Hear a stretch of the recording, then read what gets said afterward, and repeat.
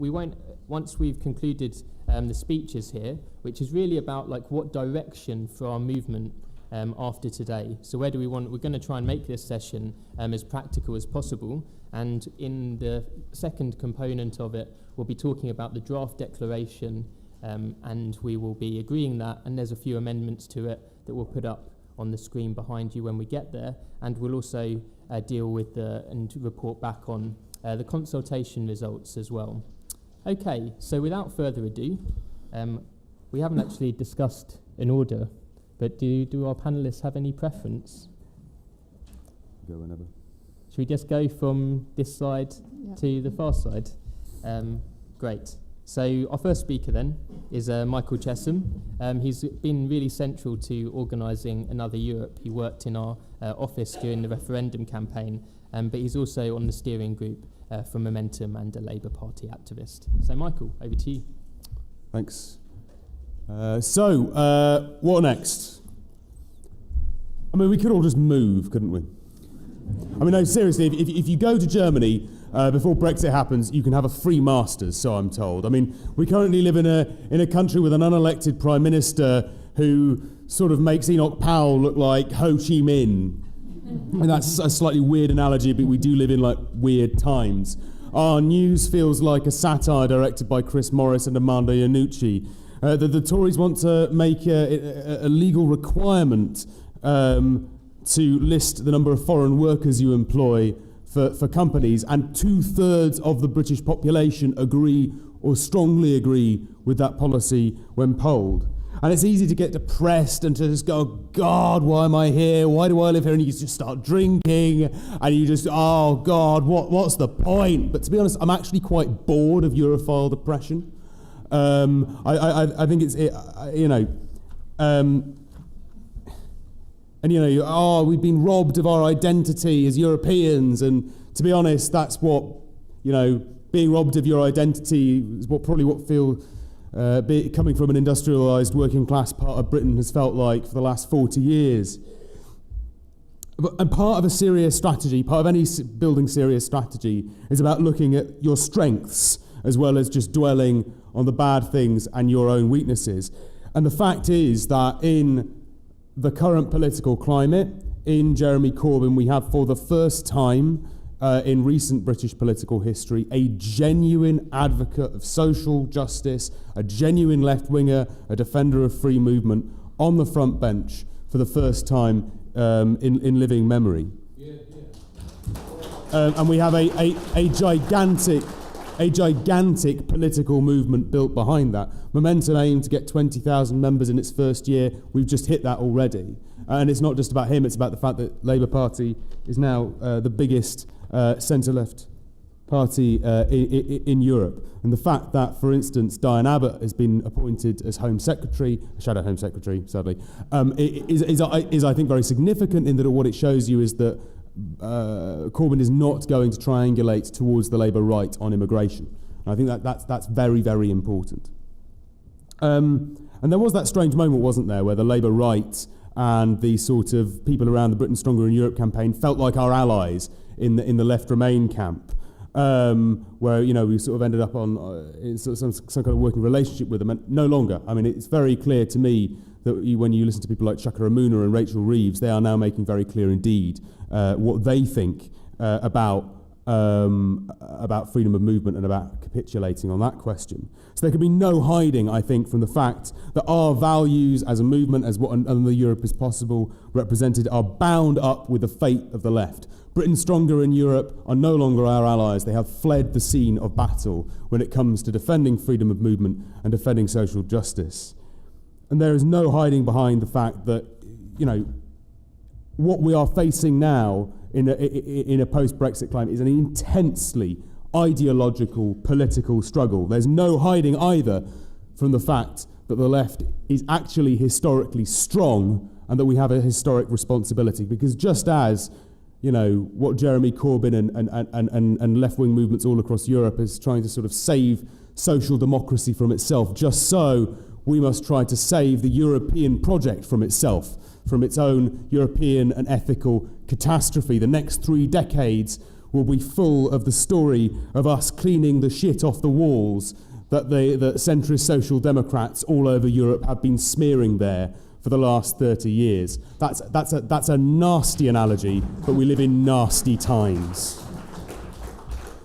And as the unofficial sort of like leader of the Europhile faction in Momentum, I spend a lot of time engaged with the people who will be doing that cleaning. And I hear a lot of things. I hear things like, we need to go out into communities, and we lost this referendum decades ago. And I think on one of the levels those things are absolutely true. We need a long, deep process of changing people's minds, delivering secure housing, secure jobs, social security, community cohesion.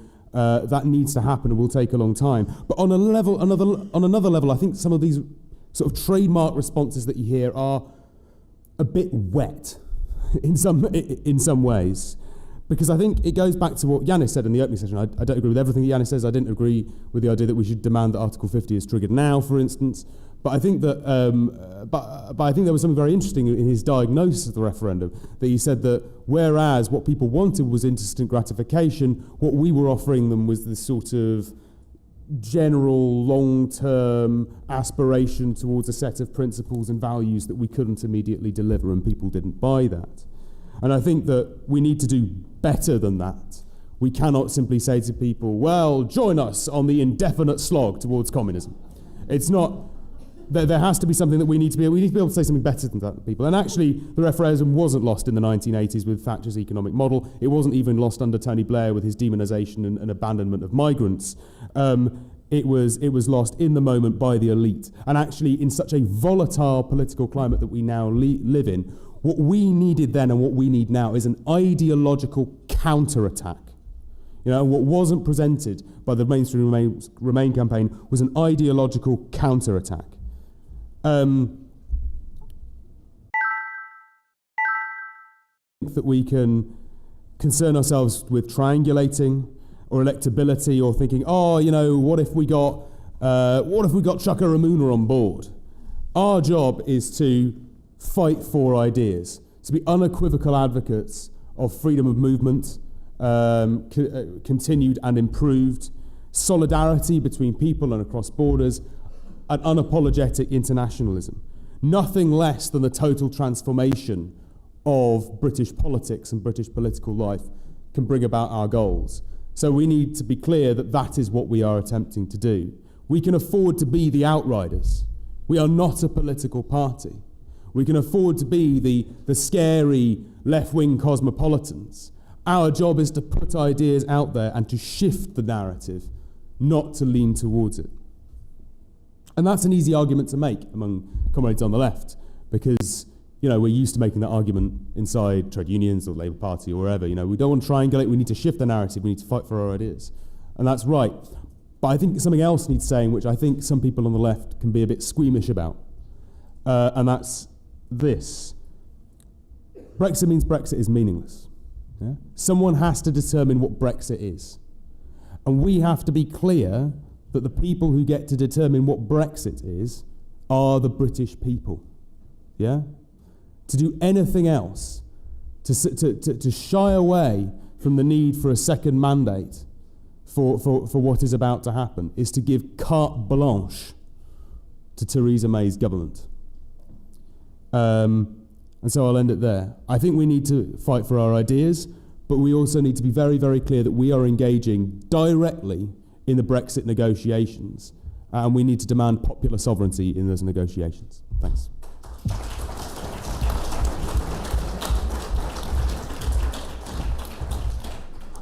Great, thanks, Michael. Our next speaker is Amelia Womack. She was a fantastic campaigner in the EU referendum, even though she was doubling up at the time in running for the Welsh Parliament. And she's the deputy leader of the Green Party. And really importantly, from the really early stage of our campaign, when it was literally just an idea, Amelia was there, you know, founding it. So she's a founder member of Another Europe is Possible too. Amelia.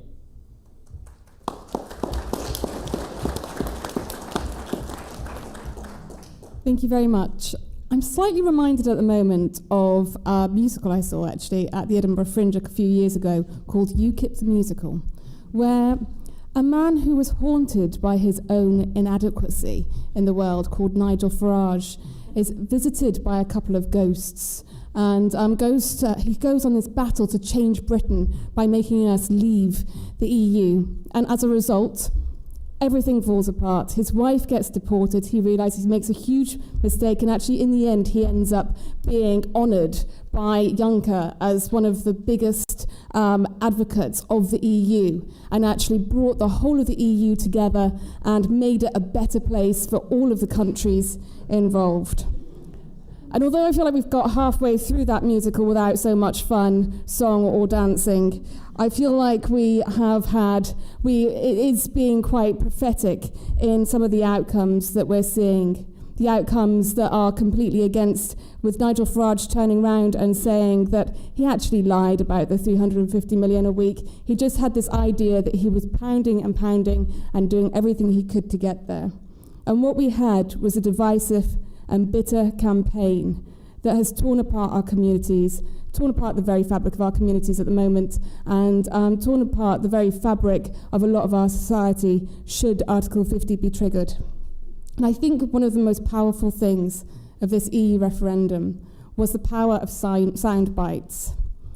Who exactly were we taking back control from?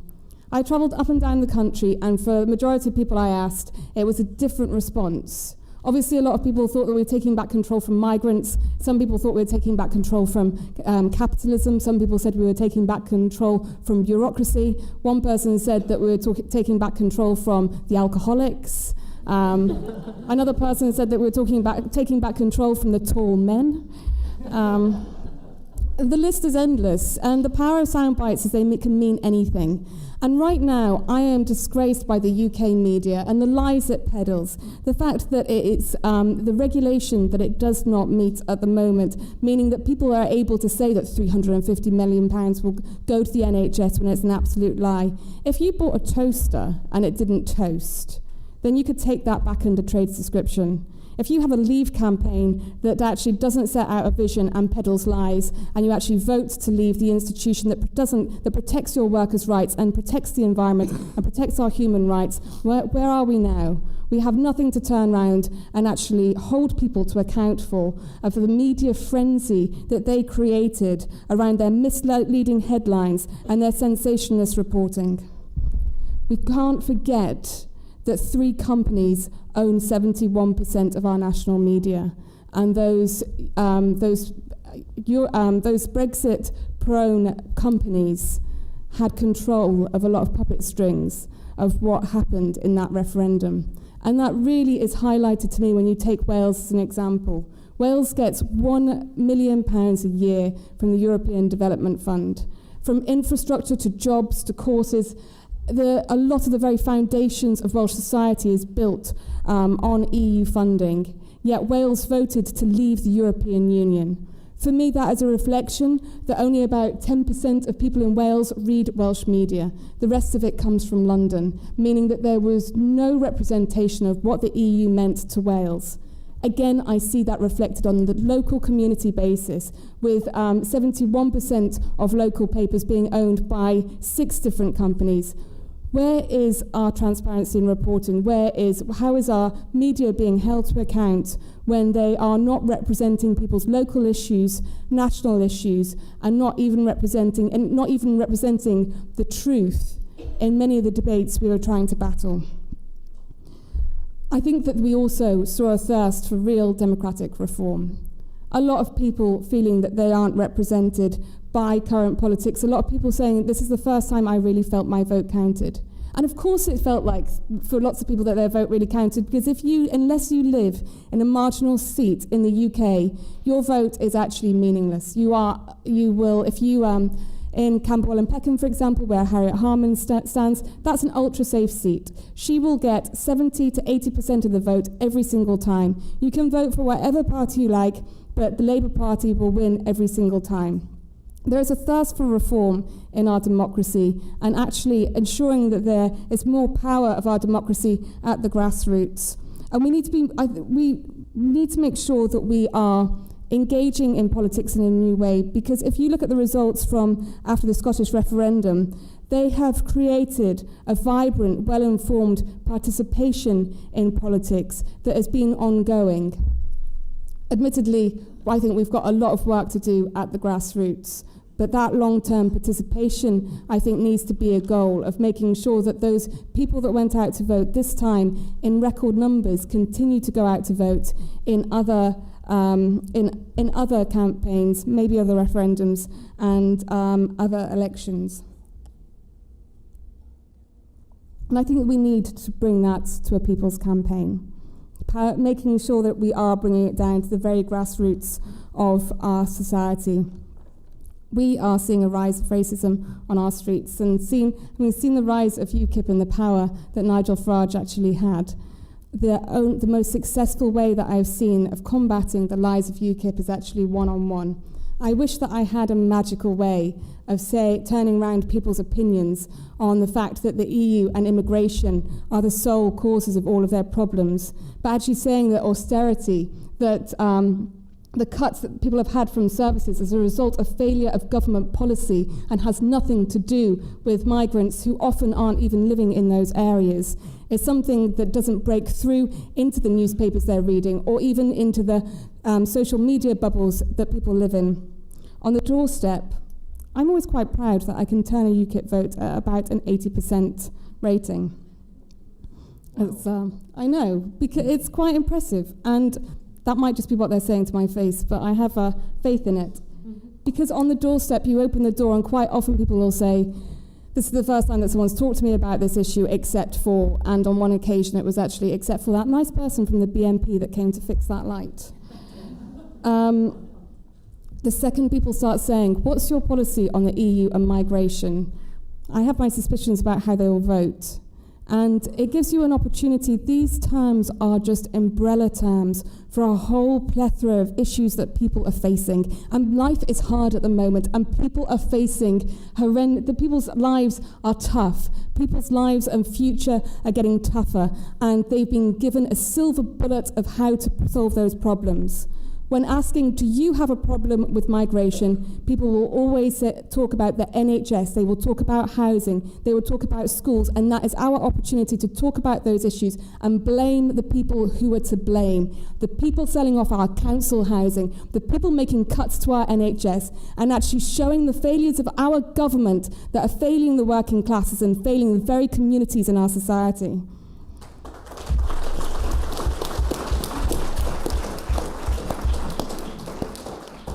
Because it's now our job to break through those powerful sound bites and break through those assumptions that they create. And I think it is undoing a lot of institutionalized knowledge that people seem to have on who to blame for the current crisis that we have in the UK.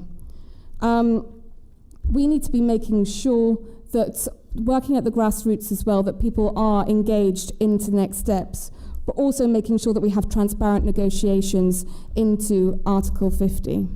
Those negotiations, if they happen behind closed doors, all I can imagine happening behind them is the most ginormous Eton mess that has ever happened in history.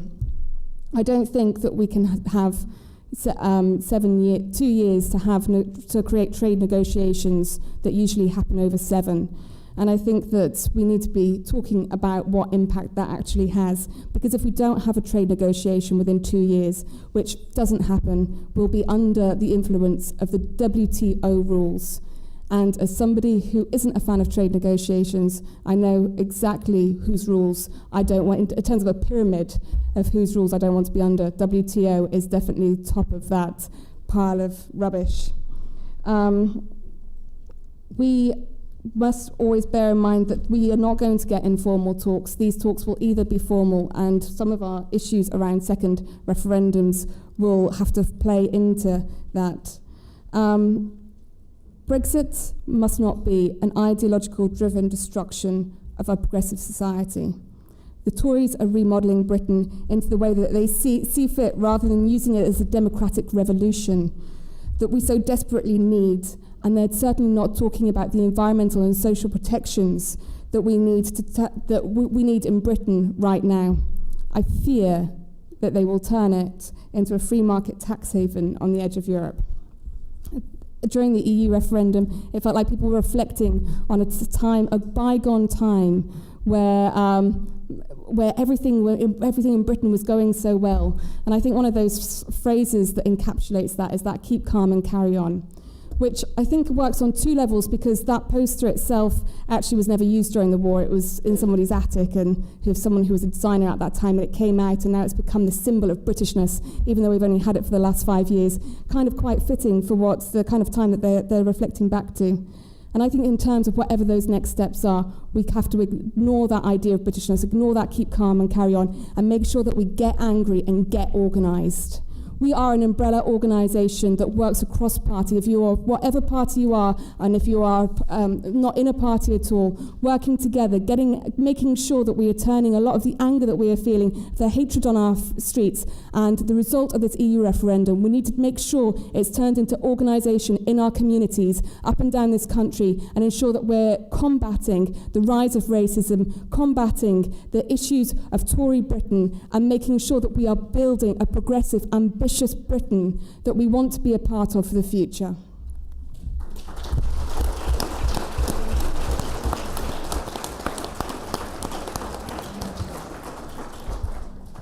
Thank you, Amelia. That was amazing as ever. And so our next speaker is stepping in for Cristina Sola Savini from the New Debout movement in France, who can't make it today, is Thomas Seibert. He's a philosopher, activist. He's a member of Democracy in Europe movement. He's a member of the autonomous left. He's close to Die Linke in Germany. And he's in a think tank with left Greens and Social Democrats. So according to this, you're exactly the kind of pluralist that another Europe is possible, Thomas. So congratulations. Yeah. Hello, I'm happy to be here. It's actually the first time that I'm in one room together with so many British left. Have never made this experience before. And the point for being so pluralist as I am is that I was an activist of the autonomous left for about 40 years, which enables me to then have contact also to other people. And this is what I was doing the last years. Now I'm jumping in for Christina, who unfortunately couldn't come. And I will start with the German situation and with the problem we face, just to open it up, because I think the problem we are facing is similar to the problems we are facing all over Europe. The first thing I don't want to talk too much on is that we have the big coalition for years now. And the point is that the big coalition will coming to an end, probably by the end of 2017. And it's at the moment not at all clear what kind of end this will be. It could be a right, but it could be also other one. The other thing is that we also have a huge right turn too in Germany. We have a right-wing party now for about 15%. We didn't have that for a very, very long time. We have rightist movements on the streets which are asking for democracy and people's power. That's what they are doing. And also we have a violent racist mob which creates attacks in an amount we hadn't as long as I can remember, only in the last year. But on the other hand, this is a one-sided story to tell, and I think this is similar to the situations elsewhere. We had, during the last year, we had a movement constantly backed by voluntarily activists, which is called the so-called Welcome Movement, which enabled the crossing of borders of thousands and thousands of people in the last year. And this is also unseen, and it was completely unexpected, and it was not at all a kind of movement we are used to. It was really a popular movement, and it was a left movement, but not a movement made up by leftists. There were leftists inside, but they are not the majority of these people. This is the one thing where I can say it's a one-sided story to say it's only a right turn. The other point is that we have deliberately and constantly, for years now, a kind of a third of the electorate in Germany, which is in favor for a center-left turn of politics. Yeah? This is also deliberately since years the case. So therefore I wouldn't say we are suffering a right turn only, but we are experiencing an open situation, which we also hadn't for years, because for years the situation in Germany was clear. It was something like center-left, center-right, which makes no difference at all. Yeah? So now the situation is really open. And the problem inside of this situation is we have a right wing and a right turn, which is articulated politically by a political party, by constant demonstrations, by a violent mob, and by attention of the media. The media is pushing, like you said concerning the referendum, the media is pushing all the right turn. And we have a left side, which, just to give one example, all the demonstrations of the rightist movement of the last year were countered by demonstrations which have been larger in numbers, but were not noticed by the media. And that is not only because of the media are bad, that is because of this kind of left wing of our society is not articulated, whereas the right is articulated. That is the problem, and I don't think that this is only a German problem. I think it's all over Europe the same case, and it came when you were saying we cannot only go to the people and say to them, well, join us. That's the point. Also, what we are offering, coming from our leftist history, is not attractive, is not the answer for that what the people are asking for. So that is the problem we are facing. Yeah? There is a kind, that is what the good discussions we have at the moment in Germany is always that we're saying there is a kind of virtual new left majority in our country. New means it is a majority which is raising at the same moment the social question, the ecological question, feminist question, anti-racist question, democracy question in a pro and pan-European perspective, and if in defense of those who have crossed the borders and will continue to cross the borders. The point is of this newness is up to now it's just a kind of patchwork. It's just a kind of crossover. The way I told it to you, we have social question, ecological question, and feminist question, and anti-racist, blah, blah, blah. That is not a common project. It's just a patchwork. Yeah? That is the main work to be done. We have to create a common political project which must not only be an addition of all these kind of social question, ecological question. It must be more of this. Yeah? And that brings me back to the question, why is the left, in tendency, the left majority of society not articulated, whereas the right is articulated? And that was mentioned several times here. That is the question for, we have this kind of crisis of representation. In left perspective, that means we have a crisis of the center-left since years, but we also have a crisis of the left political party, including Die Linke, which is at the moment instead of creating an alternative when we have elections next year, is probably like the British left, fallen into a struggle between Lexit and not Lexit. Same like that. Yeah? So that is the one thing. We have a crisis of representation which includes the forms of representation the left is offering. Yeah? But also, and that also I think is a common problem and not only a German problem. And that is the point when you are saying we cannot only ask the people to join us. We have a crisis of activism. And therefore we cannot just say, well, we have a crisis of representation, so let's move over and counter that by activism. No, that is not the case. If I look to this virtual left majority in German society, a huge layer of these people are not at all willing to become activists, and not because they are lazy or petit bourgeois or whatever. It's not their point. Yeah? They don't want to become activists, and especially they don't want to become this form of what is a leftist activism. That is not attractive. Yeah? And therefore, we definitely will not have something like a general strike or so. That will not be the case. So, and that brings me back, in order also to end, that brings me back to the point Srečko was saying before. Additionally to the central point that we have to go out and bring, as you were saying, political ideas outside, which means to create a common political project which is not only just addition of social and ecological and feminist and anti-racist.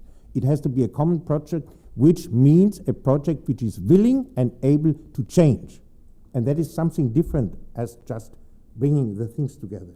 And besides of that, the point is not to counter representation by activism, but to find out what would be a different way of activism. And our experience with the Welcome movement of the last year is one huge and massive and really attractive experience we had. But that was, as I told before, it was a left movement, but not a movement of leftists. And that was its strength and its favor. And that is what we have to think about, what we have to learn, what we have to draw the consequences out of. And we have to think about different representation. Because a lot of those, a huge part of those people who would be in favor for a left turn, I say it again, don't want to become activists. They don't want to activate themselves politically. They are looking for different forms and different content and tendencies and projects of representation. So we have to solve these three problems: common project, different forms of activism, different form of representation. That only can be done has to be done at once. Yeah?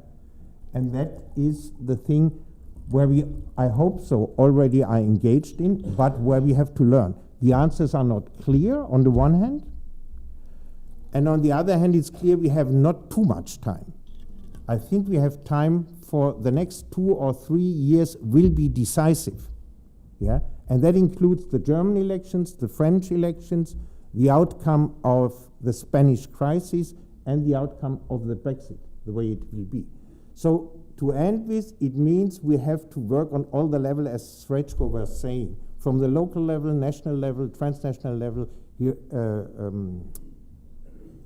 horizontal, and what's the other? Vertical. Vertical, thank you. Finish, I stop with that.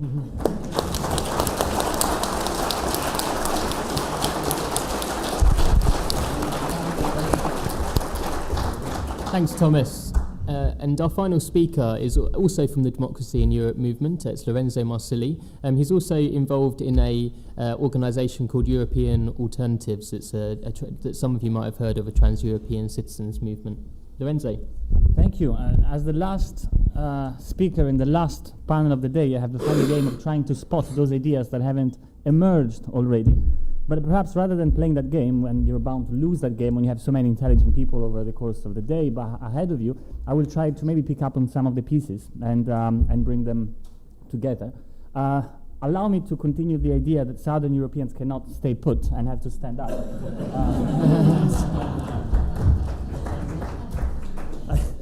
I just feel more comfortable, but you know, when I was thinking just a moment ago where to start to sum up what we discussed today, the best that I could think of is telling you a headline from The Sun of today. And this is the headline.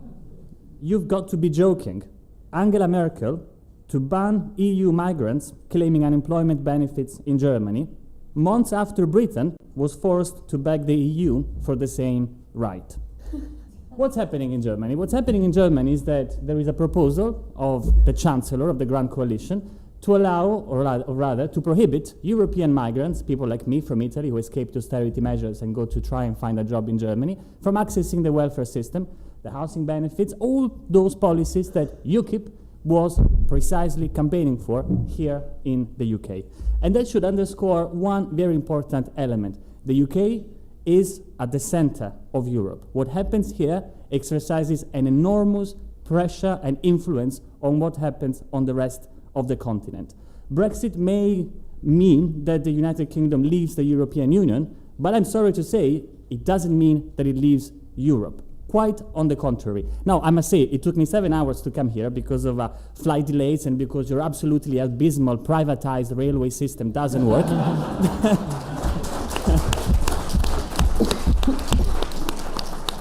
So I had some doubts, maybe after Brexit, they moved the island far farther north, but no, they haven't.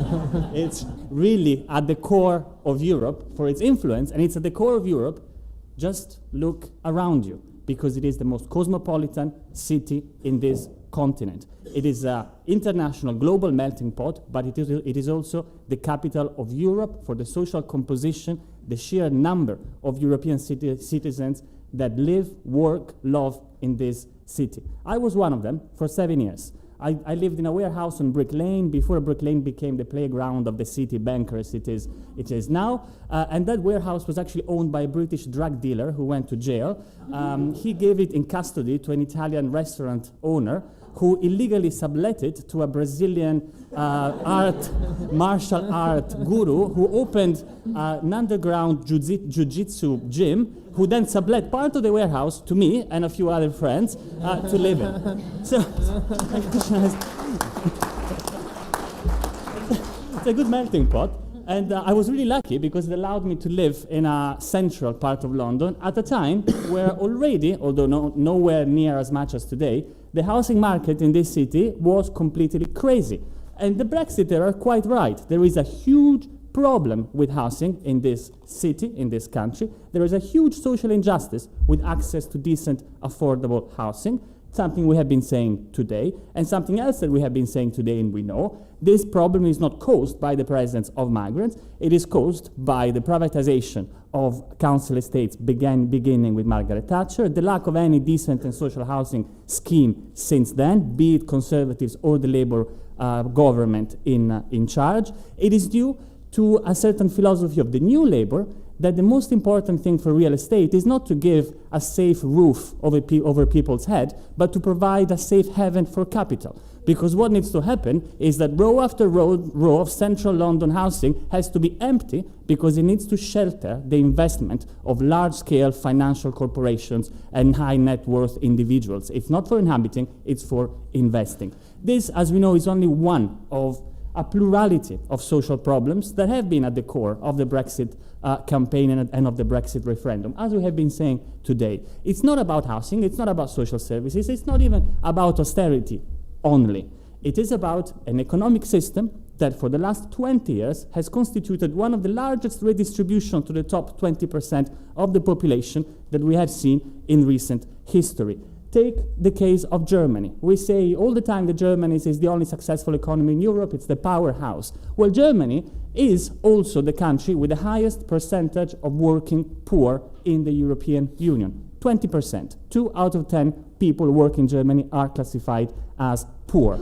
It is a system that is based on the devaluation of labor, on the transfer of wealth from the bottom up, and on the rising inequality that we all know about and speak about. This system, the famous interview with Warren Buffett, when he was asked, does class warfare still make sense as a concept? And he said, my dear kid, of course it does make sense. There is a class warfare, and you know what? We, the rich, have won it.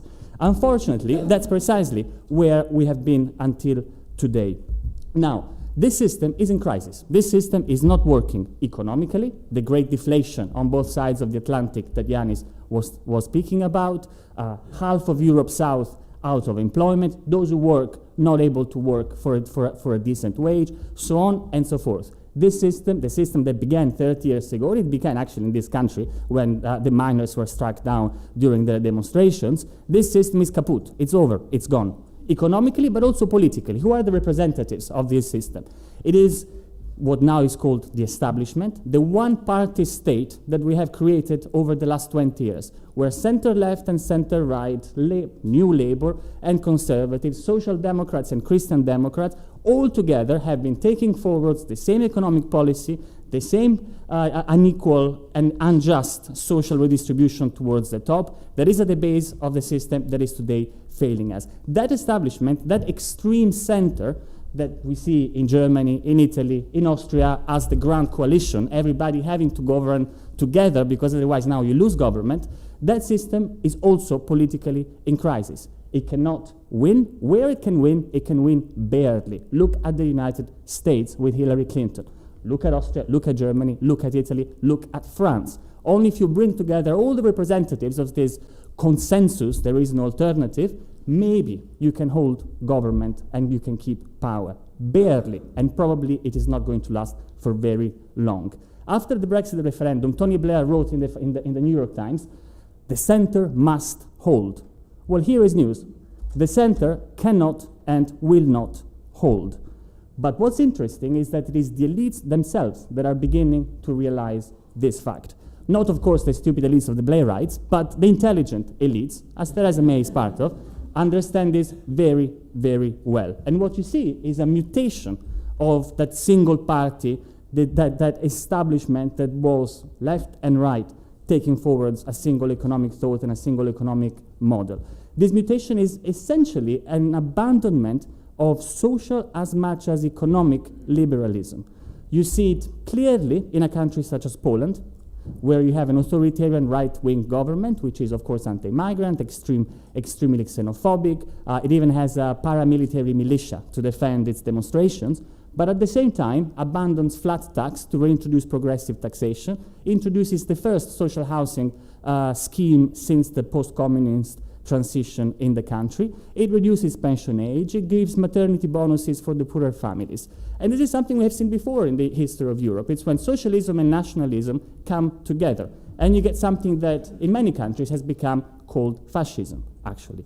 That you see it extremely in a country such as Hungary, in a country such as Poland, and you see it here as well. We've spent the whole day discussing the involution of the Conservative Party when it mimics the rhetoric and agenda of UKIP on migration.